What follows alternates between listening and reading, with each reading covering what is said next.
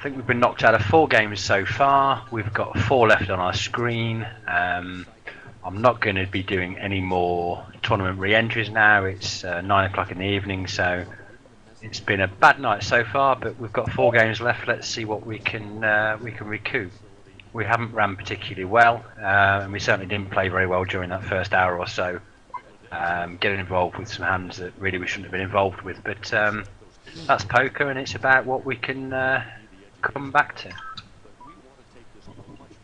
So the 4 games we've got remaining, the only one we're semi-deep in at the moment is the No Limit Hilo Progressive on Stars. Top right, we'll have a quick look at the lobby. 42 players get paid, there are 46 of us left, and I'm sat in 31st place. Average chip stack is now crept up towards 22,000, and we've got just over 15,000, so we've got work to do, but we've also got chips to spare in terms of getting through the bubble. Bottom right, we've got ace 3, 4, 5, great high-low hand, but of course this is the one PLO tournament we're playing, so I think we'll just get rid of those and move on. Right, the No Limit Progressive, we've got ace 2, 7, queen, suited ace in the big blind. We'll certainly be seeing a flop, and we'd really like Zident to get involved, as he's got a bounty on his head and so few chips. King in the PLO, again it's just too early with the blinds at this stage. I'm just going to limp and probably end up folding. In the $5 PLO 8 game on Party Poker, we've got ace 3 Jack Jack. It's a hand with the suited ace that I'm going to be raising up here from the cutoff. 3, 5, 9, 10 is a simple fold. The ace 2, 7 queen, there's no need to give the strength of our hand away now, as we're only playing against a small blind, so we'll just take a check. And that's a great flop for us really. We've got the nut low draw, we've got the nut flush draw, and we've got top pair, so we'll probably be putting in a small bet here, just to see if our opponent's got anything at all. With regards to the ace 3 Jack Jack, there's now been 3 callers already, so I think we're just going to limp here. See if we can hit the flop rather than get aggressive like first thought. PLO game, the kings are still probably good. 9-8 gives us an up and down straight draw. Haven't really paid much attention here, so we'll just put a bet in. We're behind, but we'll put a bet in and see if we can hit the river in terms of the straight, or hitting two pair better than our opponents. So ace 3 Jack Jack, we've not hit the flop at all. The 3 has killed our low draw, and our pocket jacks, although they're above the highest card on the board, are unlikely to be of any use, especially against a flush draw and potentially straight draws as well with a 10 and the 7. River's come a diamond here, so now we know we're beat. We'll just check and lose. I'm guessing Sizzling Saga will probably bet out with the diamond draw, yeah, and we'll just fold away.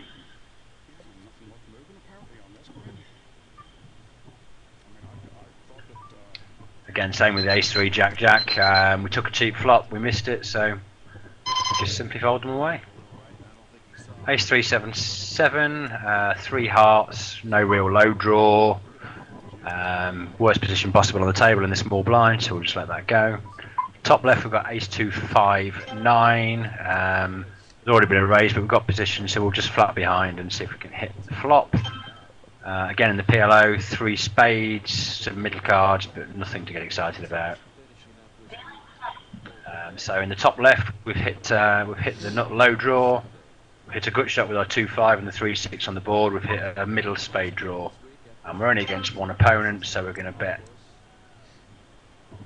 360 here and see if we can start to build a pot up before we hit it. PLO we've missed completely, so we'll check fold.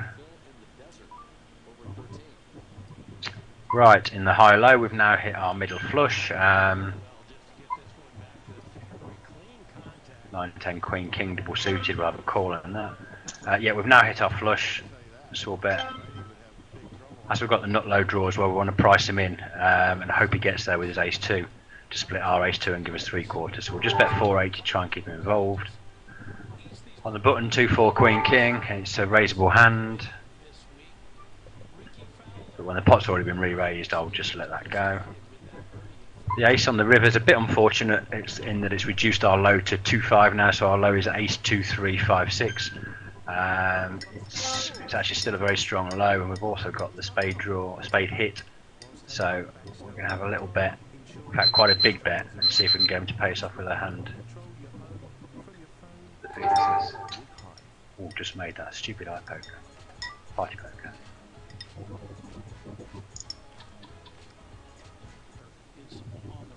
So in the party poker high-low game, we flopped the third nut low draw with the ace 4 on a king 5-8 board. We also picked up the nut diamond draw, and as of the 4 players we've got position over 2 of our 3 opponents, we'll put in a 3/4 soft bet there. That's how much our opponents have got from their action. So flat call from behind, 1 fold, and hopefully a 2nd fold. But, well, we've missed what we're aiming for. We've missed the low draw, we've missed the nut flush draw, but we have actually trips off the cap, which again is probably in front now. Just charged to hit.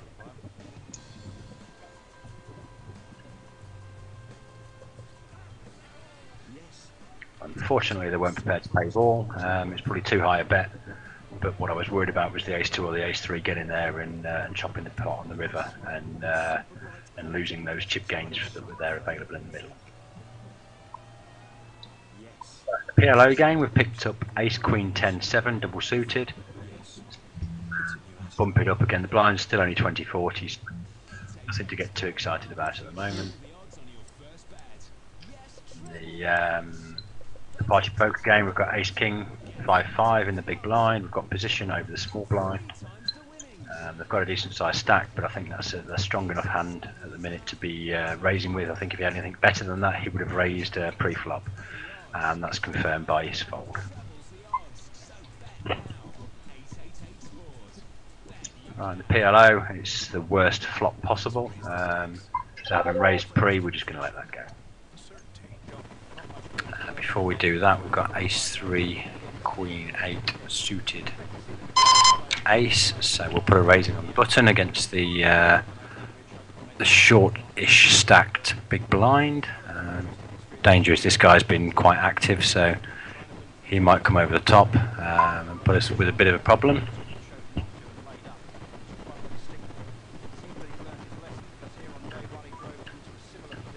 He's folded, so either the small blind folds and we pick up the blinds, or we get an opportunity to try and take his bounty. Take that. Easy chips. Right, let's just look back at this hand we missed while we had a problem. As you can see, I've got ace 3, 4, 5 suited ace, so quite a nice hand. We limped for the 160.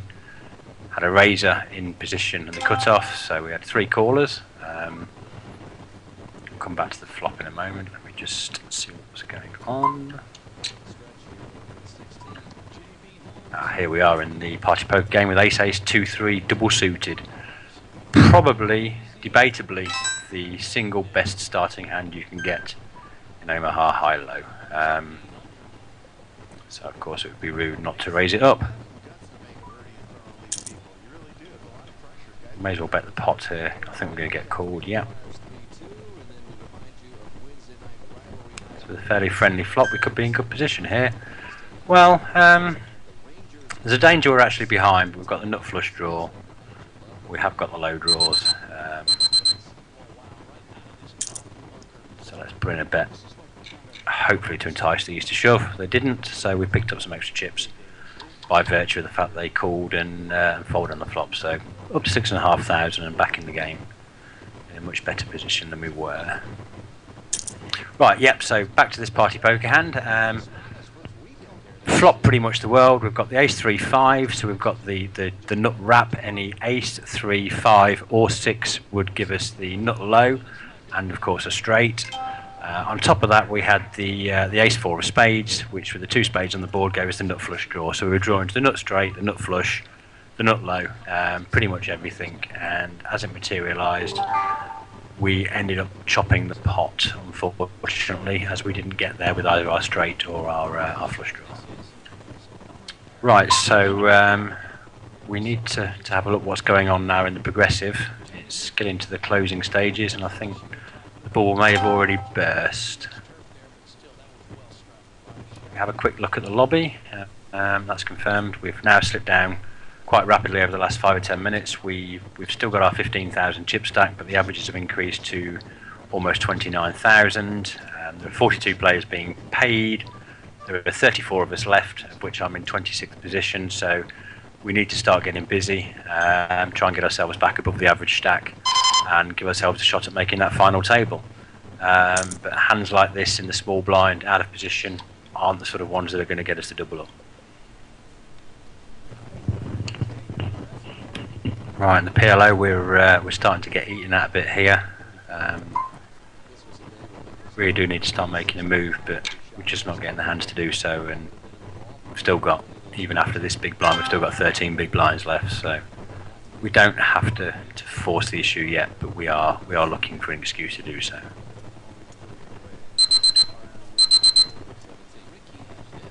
Okay, interesting dynamics on the progressive. The big blind we have covered, and he has rather a large bounty on his head. Ace 7, 9, 10 isn't a hand that I would generally be looking to get involved in, but in this case I'm prepared to have a shove here, give myself a chance of winning his bounty, hope that the small blind doesn't get involved. Timing's everything, and we really haven't got it tonight. Now we need to get ridiculously lucky. And of course we don't.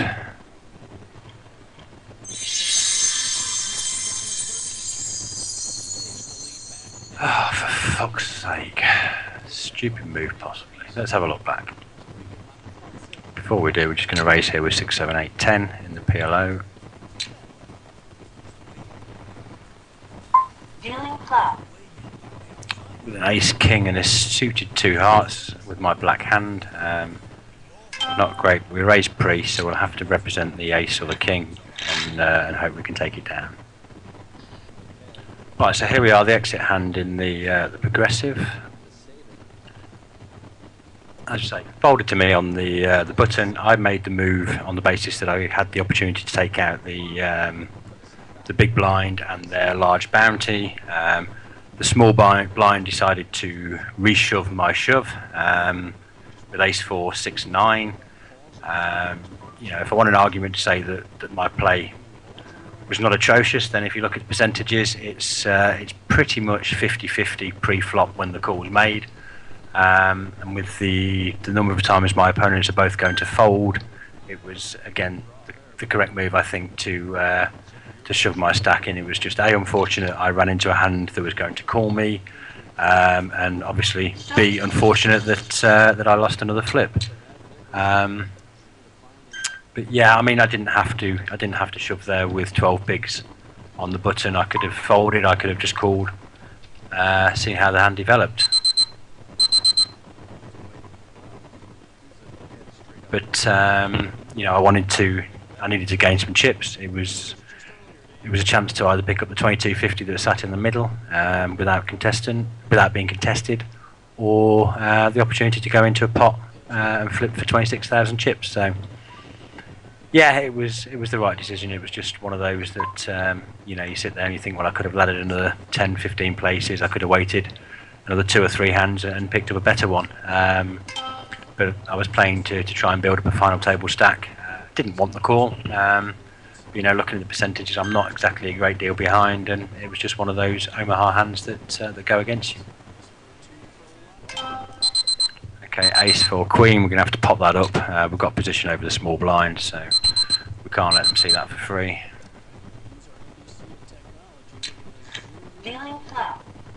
So 6-3, we have middle pair, we have a second nut flush draw, we have the second nut low draw. So definitely a hand we want to be continuing our pre-flop raise with here. Dealing turn.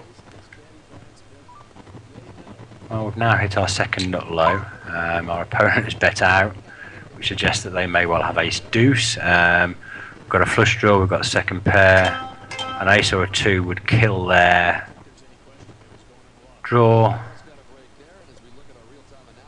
So I may as well go all in as cool. Let's see if we get there or not. Dealing river. Well, there we are. There we are. Magic game. Good luck. Good job I was tilting. Let's have a look back at that hand. Our opponent had an ace-9 jack-queen on a board of 6-3 jack, so top pair. When the 7 came on the turn, they had an up and down and top pair. They were still in front of us, of course. We only had a pair of 6s, but we had the low locked up at that stage. So plenty of free rolls there on the river. And that really is the reason why you don't play hands like this, 8-9, jack-queen, pre-flop, unless you get a board that hits your hand hard. Right, in the iPiker high-low, we have ace-3, 9-10, double suited to the ace and the 9, ace and the 10. Biggest problem here is that we're in the small blind. There's been an under-the-gun raise, so ordinarily I don't particularly want to be playing a hand like this out of position, but looking at the stack of the small blind, sorry, of the under the gun raise, I'm going to pop this myself to try and get rid of the big blind and isolate. Dealing flop. Dealing turn. Dealing river. Flush. Oh, of course my opponent had everything of that and I had nothing. On party poker high-low, ace-3, 6 queen with the suited ace. Big stack's already limp before me, so we'll do the same and try and improve our hand on the flop. Up in the iPoker high-low, 2-5, 9-10, that's a fold, and ace-2, 9-6 is a check fold in the PLO game. We've done the check and there's the fold. Right, in terms of a flop, we've already made the nut low with our ace-3 on the 2-5-7 board. We have a 6 as well, so we have 3, 5, 6, 7, a gut shot, as well as the ace-2, 3, 5. So we need a 4 to improve our hand. We'll definitely only just flat call this.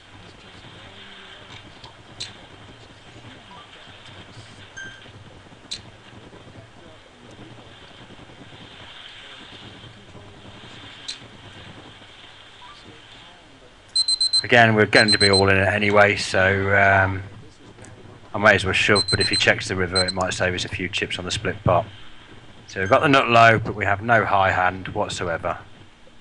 He's checked, so I think he's probably in the same sort of position, but he might have 3/4. Yeah, that's exactly what happened. He hit the 9 on the river, having been behind to only that card.